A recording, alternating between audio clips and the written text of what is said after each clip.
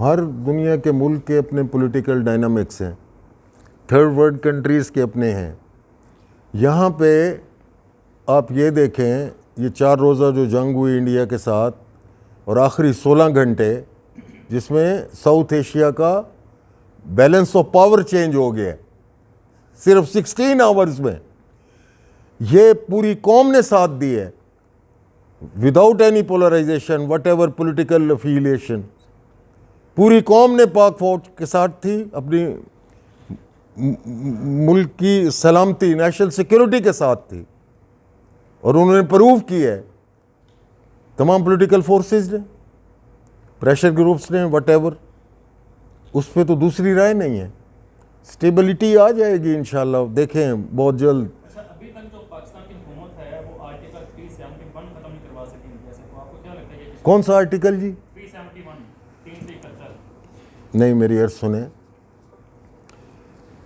یہ 5 اگست 2019 میں کس کی حکومت تھی؟ نہیں، میری گزارش سنیں، یہ میری عرض سنیں. یہ ناجائز کیا ہے مودی سرکار نے. آرٹیکل 370 ہے اور 35A اس کی ایبروگیشن ہوئی ہے. آپ یہ صرف دیکھ لیں، یہ نام نہاد اسمبلی کے جو ریسنٹلی الیکشنز ہوئے ہیں Indian illegally occupied Jammu and Kashmir میں، تو انہوں نے ان کا جو نیریٹو تھا نیشنل کانفرنس کا یا الائڈ پارٹیز کا، انہوں نے کہا ہم اس کو ریوائیو کریں گے آرٹیکل 370 اور 35A کو. آتے ہی انہوں نے اپنی اسمبلی میں ریزولوشن پاس کیا. یہ کر ہی نہیں سکتے، غاصبانہ قبضہ ہے. یونائٹڈ نیشن سیکورٹی کونسلز اور انٹرنیشنل لاز کے اگینسٹ ہے. یہ آرٹیکل ختم ہوگا یا نہیں؟ بالکل ہوگا انشاءاللہ العزیز. Thank you very much. بلکہ نیا پاکستان نے جنم لیا ہے 10 مئی کے بعد. انٹرنیشنل کمیونٹی نے ریکگنائز کیا، گلوبل لیڈرشپ نے کہا، اور کشمیر کانفلکٹ ریزالو ہوگا تو ساؤتھ ایشیا میں پیس اینڈ سٹیبلٹی آئے گی. Kashmir conflict, Indus water treaty and Indian state sponsored terrorism, یہ سارے انٹر لنکڈ ہیں. اور پھر یہ کشمیر کانفلکٹ 3 نیوکلیئر پاورز کا اس پہ سٹیک ہے، پاکستان، چائنا اینڈ انڈیا. یہ نیوکلیئر فلیش پوائنٹ ہے، اور میجر سٹیک ہولڈرز جو ہیں وہ کشمیریز ہیں. آج بھی جب یوم شہداء ایک کشمیر منایا جا رہا تھا Indian illegally occupied Jammu and Kashmir میں، تو آپ دیکھیں کہ وہاں کی جو نام نہاد اسمبلی ہے یا وزیر اعلیٰ ہے، وزیر اعلیٰ کو نظر بند کر دیا گیا. تمام ممبرز اسمبلی، تمام منسٹرز کو، حریت کی لیڈرشپ کو، اور ان پہ جبر اور استبداد کی انڈین ایٹراسٹیز کی کوئی حد نہیں ہے. ہماری انٹرنیشنل کمیونٹی سے یہ درخواست ہے کہ فوری طور پہ انٹروین کریں. غزہ اور مقبوضہ کشمیر، وہاں پہ جو ظلم ڈھایا جا رہا ہے، سملرلی بڑی سملیرٹی ہے ان میں اور جو کشمیر میں. تو گلوبل پاورز کو فوری طور پہ ایکشن لینا چاہیے. اور تھرڈ جو ہے کنٹری میں انڈیپینڈنٹ میں میڈیشن ہونی چاہیے اس پہ، جس طرح گلوبل لیڈرشپ نے کمٹ کیا اور سیز فائر ہوا. ہم یہ سمجھتے ہیں کہ سیز فائر پرماننٹ سلوشن نہیں ہے جب تک ایشوز ریزالو نہ ہوں، اور وہ یہ ایشوز ہیں جو میں پہلے عرض کر چکا ہوں. ہم شہدائے کشمیر پہ خراج تحسین پر پیش کرتے ہیں ان شہداء کو جنہوں نے اپنی جانیں اللہ کے سپرد کی اور اذان مکمل کی، اور 22 کشمیری بھائیوں نے وہاں پہ ظلم جبر میں جیل کے اندر شہادتیں ہوئیں. اور یہ پوری دنیا میں یوم شہدائے کشمیر منایا جاتا ہے. تو ہم کشمیریوں کو خراج تحسین پیش کرتے ہیں ان شہداء کو.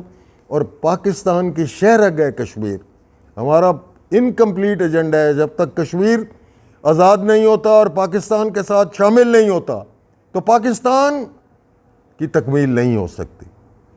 آج جس طرح سپہ سالار اعظم اور ہمارے پرائم منسٹر صاحب نے جس انداز میں دنیا میں اپنے آپ کو منوایا ہے، پاکستان کا امیج بڑھا ہے، اوورسیز پاکستانیز انٹرنیشنل جو کمیونٹیز ہیں وہاں کشمیری ڈائسپورا، وہ فخر سے ان کا سر بلند ہوا ہے پوری دنیا میں. اور پھر ہماری جو ایکسیپشنل بریوری تھی افواج پاکستان کی، ان کو دنیا نے تسلیم کیا ہے. وما علینا الا بلاغ المبین. اچھا سر، اس میں ایک چھوٹا سا کویسچن. بسم اللہ الرحمن الرحیم. ہم یوم شہدائے کشمیر کے حوالے سے آج ڈی جی خاں میں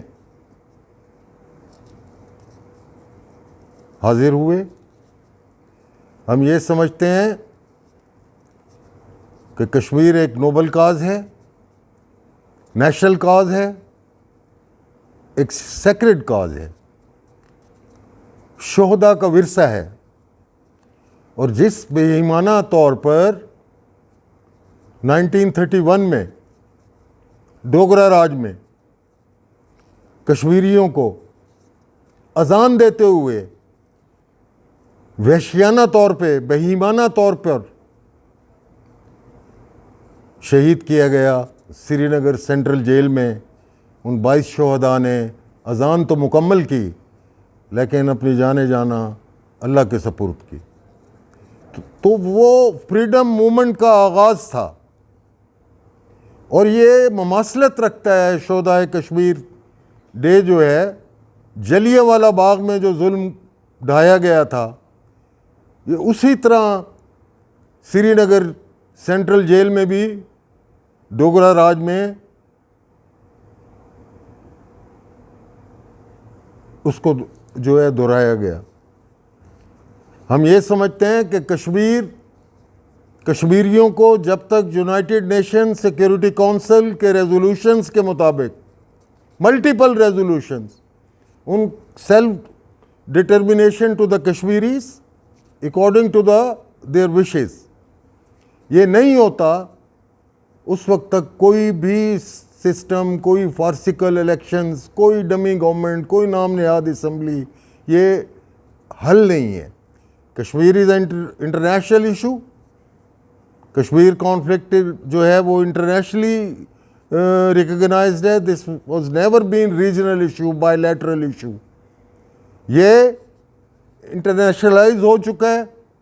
اور بالخصوص 10 مئی کے بعد جو ہمارے سپہ سالار اعظم جنرل سید عاصم منیر نے کی قیادت میں ہماری بہادر پاک فوج نے، جس میں شاہینوں کا بڑا مرکزی رول ہے اور نیول چیف کا بھی، جس انداز میں ایکسیپشنل بریوری کا مظاہرہ کرتے ہوئے بے فٹنگ رسپونڈ کیا، میں سمجھتا ہوں armed forces have written a golden chapter in the history of the military.